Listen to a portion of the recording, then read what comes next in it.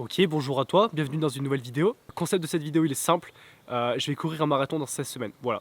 C'est posé comme ça, il n'y a plus de suspense. Plus sérieusement, je me suis lancé le challenge il y a quelques semaines de courir un marathon. Donc j'ai 16 semaines pour le préparer, 3 épisodes, j'espère que ces vidéos vont vous plaire. Et c'est parti pour la vidéo.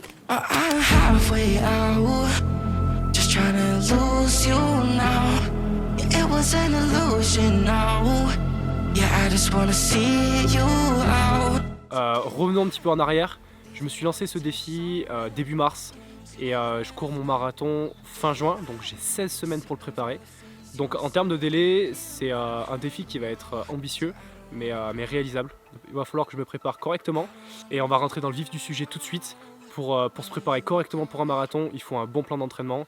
Bon, la question du coup qui se posait pour ce marathon, c'est est-ce que je me faisais mon plan d'entraînement tout seul en me renseignant un petit peu à droite et à gauche par le biais de YouTube, des livres et des articles, de podcasts, etc. pour acquérir un petit peu de connaissances afin de me préparer mon marathon correctement, ou est-ce que je faisais appel à un coach, un professionnel, et à ce moment-là j'avais pas besoin de réfléchir et juste à suivre un coach qui s'y connaît dans le domaine, et ça c'était la solution facile. De manière logique, j'ai bien évidemment décidé de prendre un coach. C'est faux, c'est totalement faux. Du coup, je vais faire mon marathon totalement tout seul. Donc ça va être un challenge à part entière, en plus de courir le marathon, et c'est un petit peu le défi que je recherche. Donc les gars, je me prépare mon propre marathon, sans coach, sans connaissance, en partant de zéro. Voilà. Jour 1, le style vestimentaire est présent. Ok, c'est parti, premier jour de la prépa. J'ai un 7 km à faire à allure marathon. Donc là, faut que j'essaie de tenir un 5 minutes 20 du kilomètre.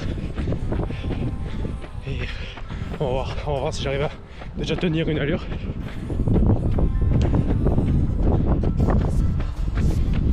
Pour le moment, ça va. J'ai une douleur un peu précoce au mollet gauche et une légère douleur à mon épaule droite. Mais sinon, ça va. Encore 2 km et on a fini pour aujourd'hui. Allez, un peu long sur le feeling, ça reste long. Pour le moment, j'ai eu du mal à prendre du plaisir. Je fais confiance au processus, je me suis bien renseigné, donc c'est normal. J'ai hâte de prendre du plaisir à courir parce que pour le moment, c'est pas le cas.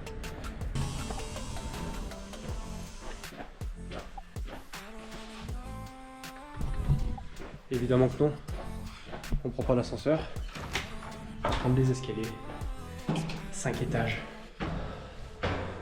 un plaisir, 5 étages, un plaisir.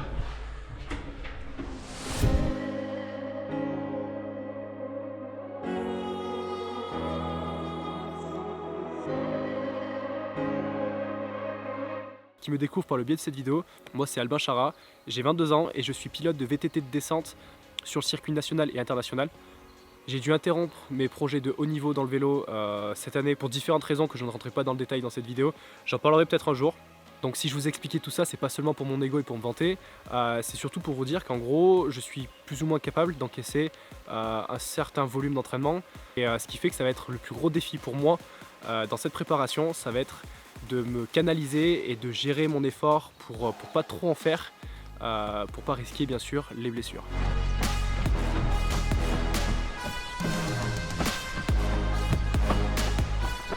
Bonjour.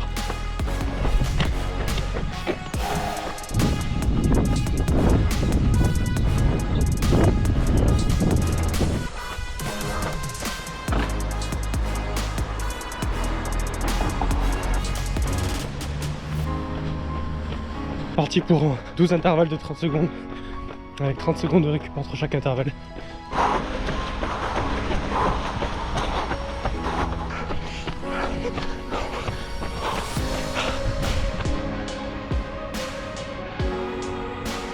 Pour revenir sur mon niveau de course à pied, je pars pas de zéro, totalement zéro.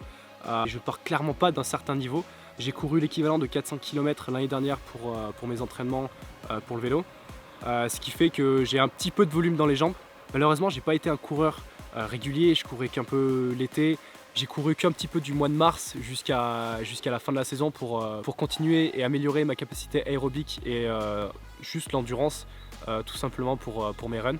Je pars quand même avec 400 km de volume dans les jambes sur l'année dernière. Après sur toute ma vie je ne sais pas, je ne sais pas combien j'ai couru, mais c'est pas non plus des milliers et des milliers. Mais j'estime que pour cette prépa marathon je pars de zéro en termes de connaissances et même en termes d'entraînement, parce que pour moi mes 400 km ça n'a pas été vraiment des entraînements spécifiques pour de la course en endurance, et ils avaient tous des buts liés à la performance mais en vélo, donc sur des runs qui sont beaucoup plus courts. Donc là ça va être un vrai défi de courir 42 km, mais du coup le plus important ça va être d'y aller très progressivement afin de ne pas se blesser et d'éviter toute blessure type périostite et blessure de fatigue au niveau des jambes, tout ce qui est tendinite du talon d'Achille ou de tendinite du genou. J'ai pas encore beaucoup de connaissances anatomiques des blessures type des coureurs, mais je pense que vous avez à peu près tous compris là où je veux en venir. On va parler du programme d'entraînement. J'ai 16 semaines pour me préparer pour courir un marathon. Il va falloir, pour que ça se passe bien cette préparation, que je cours suffisamment et que j'acquière suffisamment de volume afin que je sois un minimum performant et un minimum à l'aise le jour du marathon, mais pas non plus en faire trop chaque semaine pour éviter de me blesser. Je vais utiliser la surcharge progressive qui est très connue dans la musculation et dans les sports de force. J'ai décidé de partir sur 3 entraînements par semaine, un entraînement fractionné pour améliorer ma capacité aérobique, un entraînement allure spécifique pour le marathon et notamment aussi pour le dénivelé, parce que je ne vais pas vous dévoiler dans cet épisode quel marathon je cours fin juin, mais il y aura potentiellement du dénivelé, donc il va falloir s'y préparer. Pour mon 3e entraînement, bien sûr, une sortie longue afin d'améliorer ma zone d'endurance fondamentale, l'une des sorties les plus importantes et l'une des sorties aussi les plus longues chaque semaine. Ok, run terminé. Je viens de me faire mes 1h10, 12 km. 50 quelque chose je crois, vitesse. C'est marrant parce que les émotions elles varient mais énormément pendant le run. Le début il est désagréable, je déteste. Vraiment les 15 premières minutes, je kiffais pas du tout. Bref, aucune émotion positive au début. Après ça a été en vrai. La demi-heure qui a suivi, ça a été. J'ai fini le run plutôt bien. À la fin j'ai mal à mes mollets. Là je pense que je ressens le besoin de faire des approvisionnements en eau et en glucides. Je pense qu'avec tout ça, ça va être sympa. Mais par contre, je me vois très mal faire 4 fois cette distance. Ouais, c'est dur. Ça va être dur. Faut que j'arrive à prendre du plaisir en courant. Là, j'avais pris là où je prenais le plus de plaisir, à la limite, c'était les 15 dernières minutes.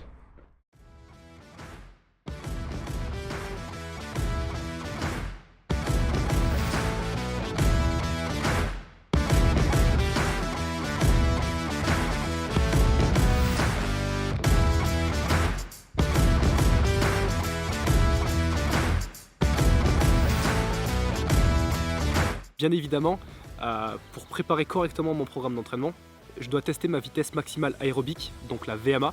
Je vais commencer mon premier entraînement de cette préparation marathon par du coup mon test de VMA. Donc c'est le test de Demi Cooper, un médecin de l'armée américaine qui a inventé ce test, donc qui consiste à courir 6 minutes sur piste à fond, donc vitesse maximale aérobique, donc la vitesse maximale qu'on peut tenir sur 6 minutes. L'idée bien sûr est de ne pas partir trop vite afin de ne pas se cramer et de pouvoir réussir en fait à finir le test donc des 6 minutes.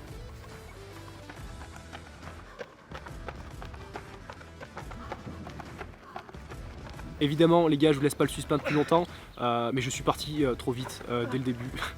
Donc je me suis cramé et j'ai dû finir les tours dans une France totale jusqu'à en vomir sur la fin. Oh.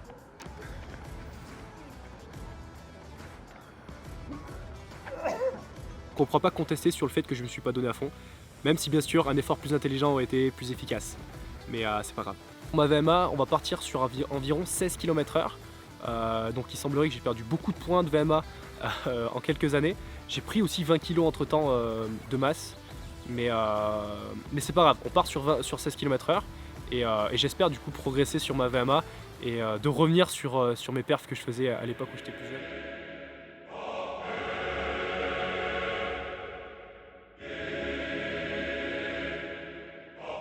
Les origines du marathon. Alors, en fonction des sources, l'histoire varie. Tout commence en 490 avant notre ère, dans la ville de Marathon. L'armée perse affronte l'armée athénienne.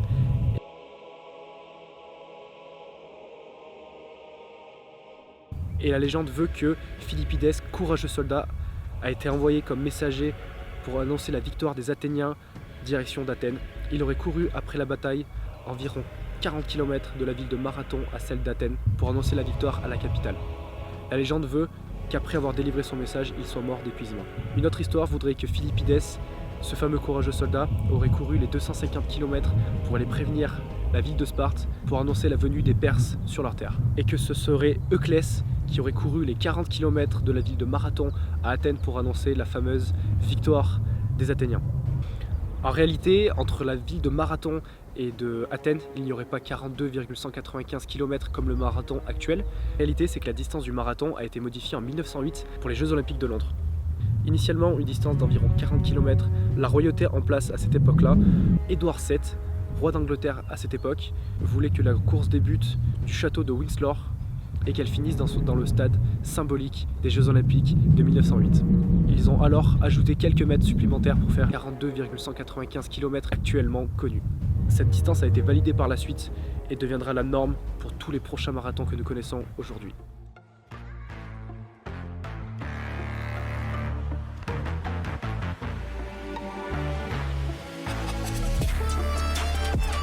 On va revenir sur mon premier mois d'entraînement du 1er mars au 1er avril. Quand vous verrez cette vidéo, je serai déjà à 2 mois d'entraînement. Ces premières sorties, comment elles se sont passées? C'est long, c'est chiant, ça fait mal aux jambes et j'ai envie d'arrêter. Voilà. En plus sérieusement, donc j'ai commencé à y aller selon moi progressivement, donc pas trop fort, et j'ai commencé du coup le fractionner. C'est une chose que je n'avais jamais faite. Allez, je suis parti pour ma sortie fractionnée, un 6 x 30-30 x 2, donc 12 intervalles de 30 secondes à la vitesse AMA VMA. Donc ça va être sympa. Il pleut, c'est génial. Ah oui, et j'ai des ampoules à chaque pied sur le côté intérieur du pied. Je vais aller faire du patin à glace ce week-end. Bon, c'était absolument pas prévu dans cette prépa marathon que j'allais faire du patin à glace. Il semblerait que j'ai trouvé un nouveau talent. Et les patins, ils étaient juste éclatés au sol. Donc je me suis bien fumé les pieds. On va se mettre la musique qui motive un peu dans les oreilles.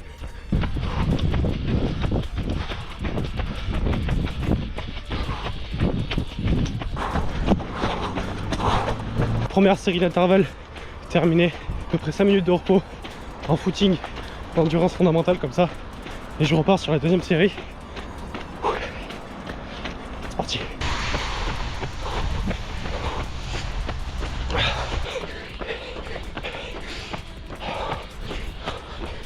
Bonjour.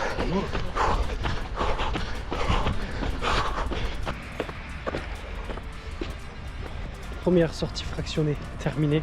Honnêtement, les intervalles, ça a été. Bon, aussi c'est dur d'encaisser les chocs. Et encore, c'était que du 30-30. Donc les prochaines, ça sera de plus en plus dur. Sur la fin, je me suis fait un petit footing à la fin pour récupérer un petit peu et puis accumuler un peu de volume. Et grosse douleur au mollet gauche. Enfin, c'est même pas le mollet, c'est le muscle antagoniste.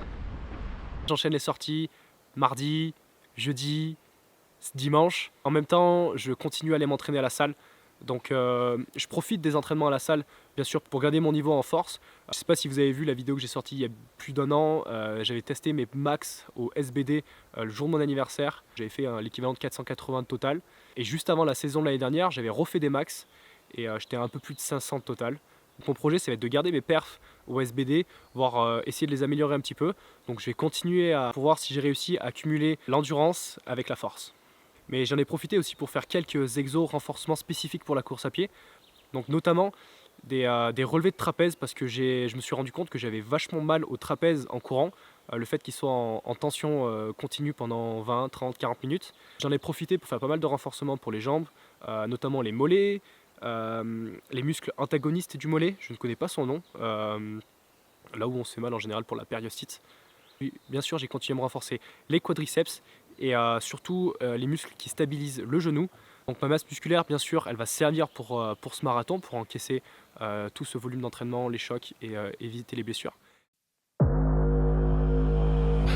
É desse jeito, só leva chifre quem não faz amor direito.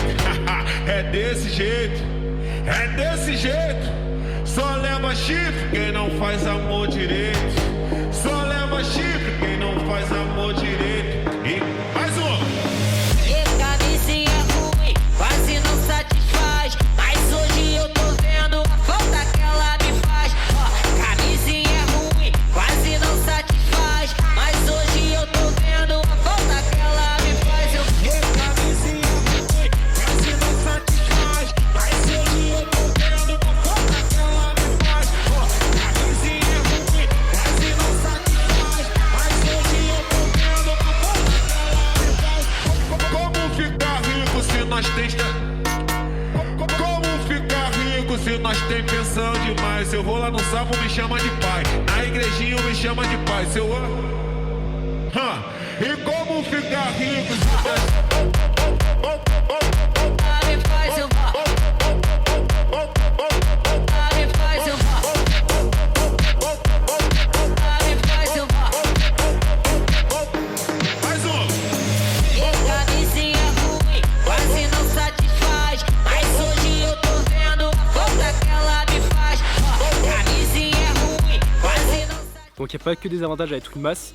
Je vais partir du coup avec 92 kg de masse, ce qui va faire que ça va être beaucoup plus dur aussi physiquement à encaisser les chocs de la course à pied et même en termes de performance à porter 92 kg sur 42 km, c'est plus dur. Je vais essayer de sécher un petit peu, mais vraiment en y allant doucement parce que c'est une très mauvaise idée d'essayer de perdre du poids et de préparer un marathon en même temps sur l'ensemble des 16 semaines et essayer d'atteindre les 85-86 kg. Allez, je suis parti pour un petit 8 km allure spécifique. Il faut que j'essaie de tenir un 5-20 du kilomètre. Ça commence à être dur.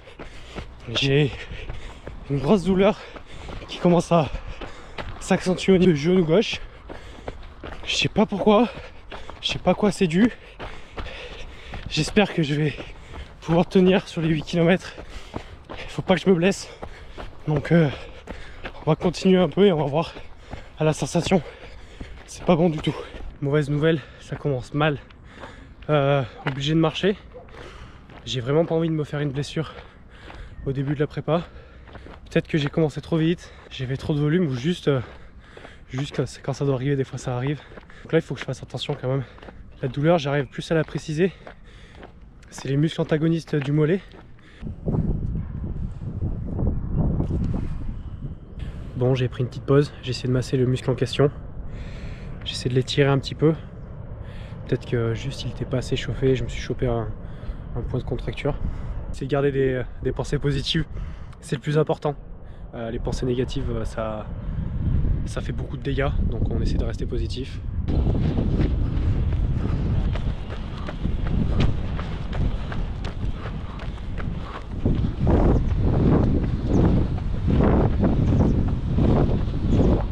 J'ai pu réussir à faire mes 8 km.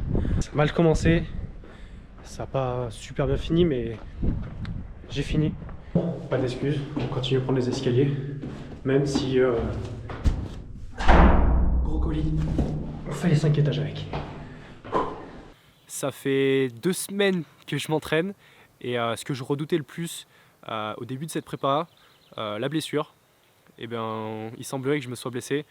Donc je pensais être parti vraiment progressivement et vraiment doucement. Malheureusement, mon corps n'avait pas assez d'expérience et donc je me suis blessé au tibia gauche.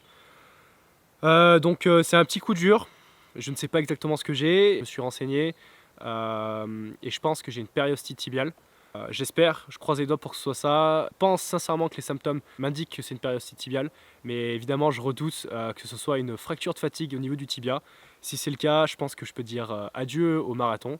On va partir du principe que c'est une périostite tibiale, tout en restant extrêmement vigilant et bien sûr en écoutant bien mon corps pour ces prochaines semaines afin d'espérer de pouvoir courir ce marathon et de ne pas devoir annuler pour une blessure que j'ai commise directement au début de ma prépa. Et un petit peu le seum. Mais c'est le jeu, j'ai envie de vous dire, et j'ai décidé de préparer ce marathon tout seul, donc j'en assume les conséquences. Donc les gars, pour la suite de cette blessure, par chance, je suis tombé malade les jours qui ont suivi. Bon, comme vous voyez, c'est pas la forme du tout. On garde le sourire, on reste positif. Il faut se dire que ça va durer que quelques jours. Et Et après ça ira mieux, je pourrai reprendre la prépa.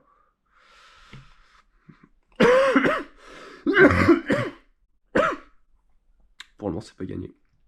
L'avantage à ça, c'est qu'il fallait que je prenne du repos pour ma petite blessure que je m'étais faite. Donc là, au moins, je suis cloué au lit, je peux pas trop bouger. Ça m'a forcé de rester cloué au lit pendant quelques jours pour que je puisse récupérer un petit peu. J'ai fait la course à pied pendant quelques jours, presque 2 semaines. Et j'ai recommencé la réhabilitation, du renforcement, des muscles antagonistes, des mollets, des genoux, des quadriceps, etc. J'ai commencé la réathlétisation.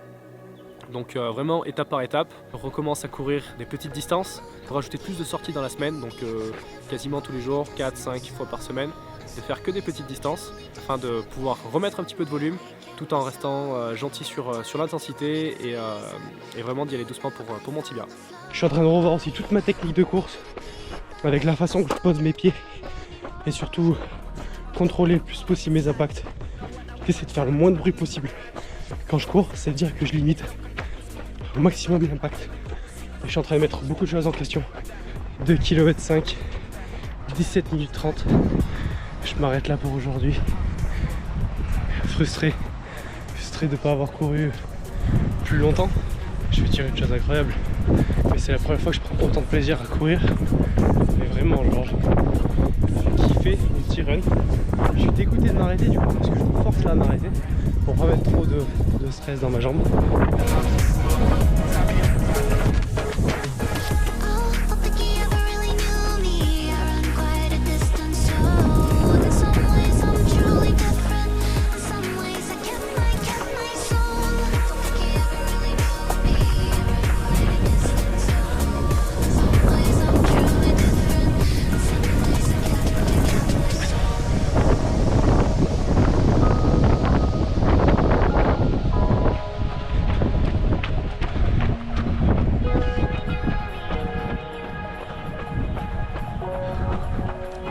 Bon les gars, dernier run pour l'épisode 1 de la prépa marathon.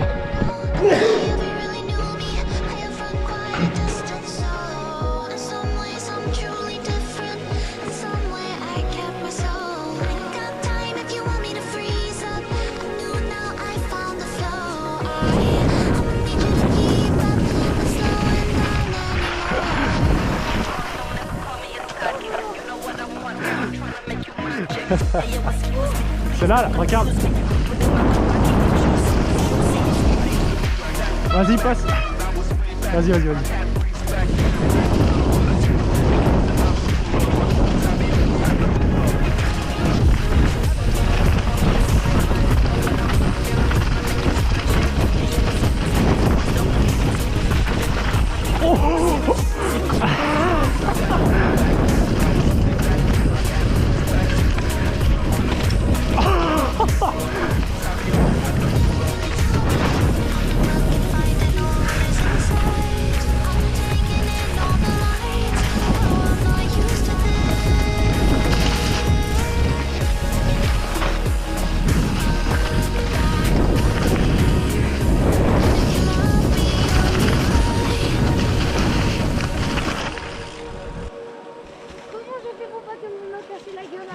Je sais pas.